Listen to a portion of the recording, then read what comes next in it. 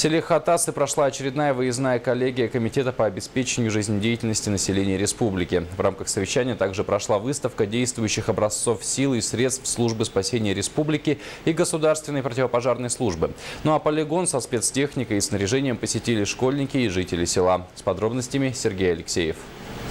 Детворе особенно понравилась демонстрация сил и средств. Все, что стояло перед глазами, можно было пощупать, примерить и порулить. А пока ребятня представляла себя спасателями, бойцы объясняли, что, как и для чего применяется.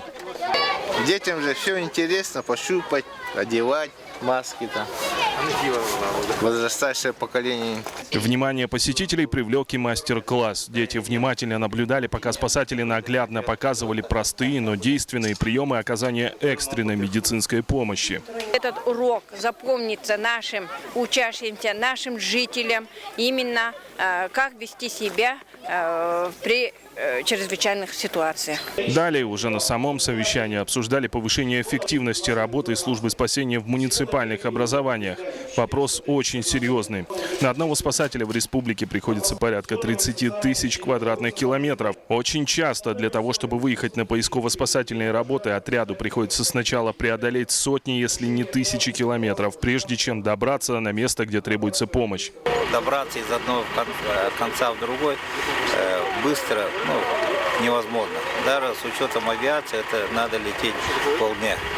Даже с учетом кризиса на территории страны правительство республики не собирается экономить на безопасности граждан.